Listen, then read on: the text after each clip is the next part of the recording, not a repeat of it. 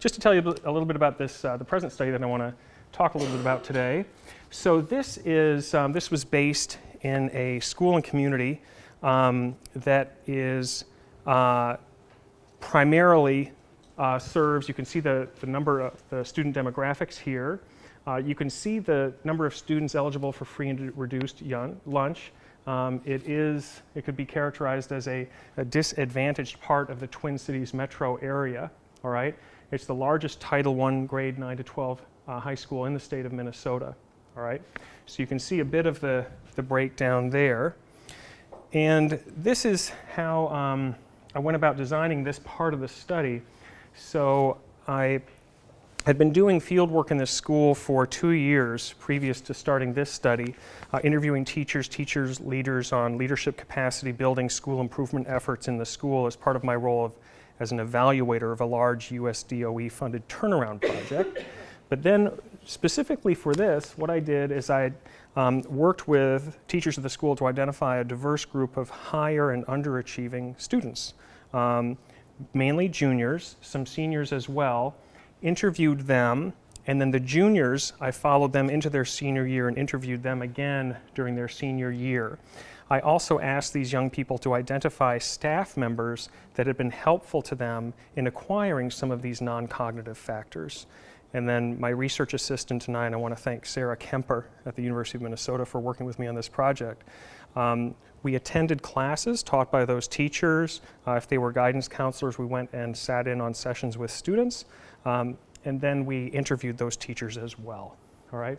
And so you can see the numbers of the field notes, all this, and school documents as well. So that was just to give you a sense of the data sources here. So I want to talk today about the experiences of 3 different focal students. There were a total of 8 focal students in the study. I'd like to focus on 3 of them with you here today because their experiences illuminate quite starkly certain aspects of developing this sense of neoliberal agency that I think many of us here are interested in and concerned about and want to understand better. So Pazhao Yang, her parents came over to the United States in the 1980s from a refugee camp in Thailand. They're originally from Laos.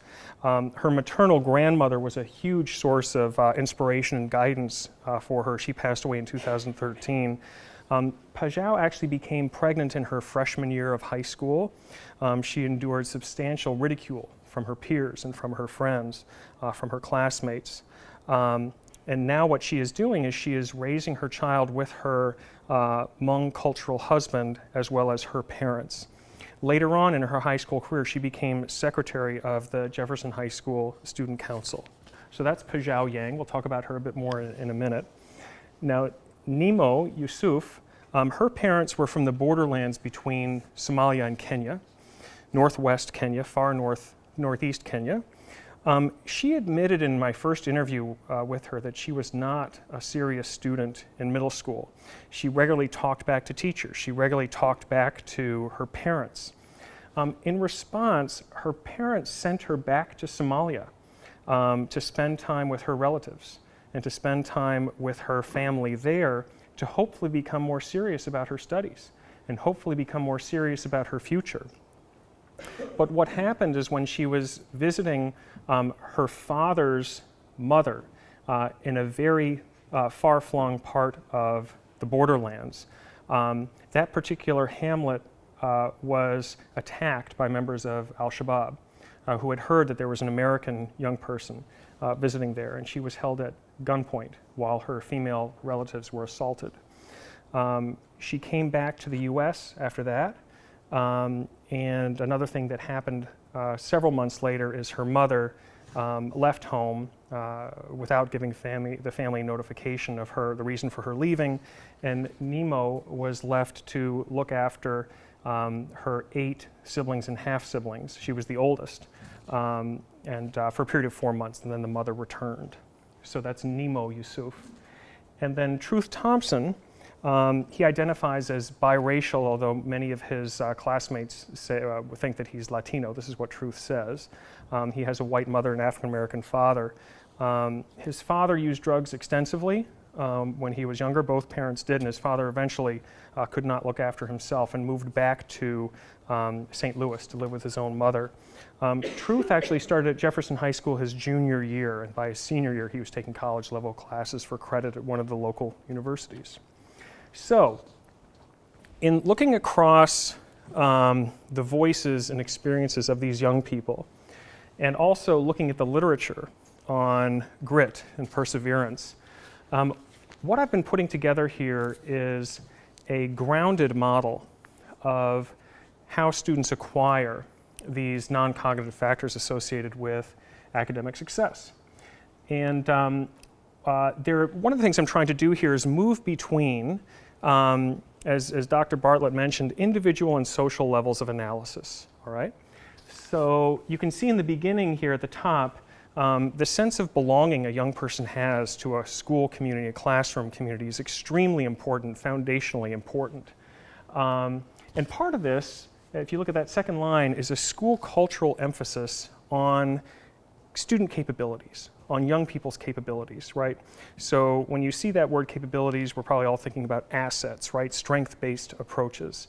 And this is just crucial to young people developing beliefs in their own abilities. And you know, one of the things I talk about with school leaders and courses I teach with them is if you're starting a school, this would seem to be the cornerstone, right? You want your staff members and your colleagues to have those shared beliefs in the capabilities of young people. So teacher-student relationships, students also creating a sense of belonging with like-minded peers. We'll talk more about this. There's also a literature on the importance of young people discovering interests or sparks that they can then develop, that give them a sense of purpose. Very important also.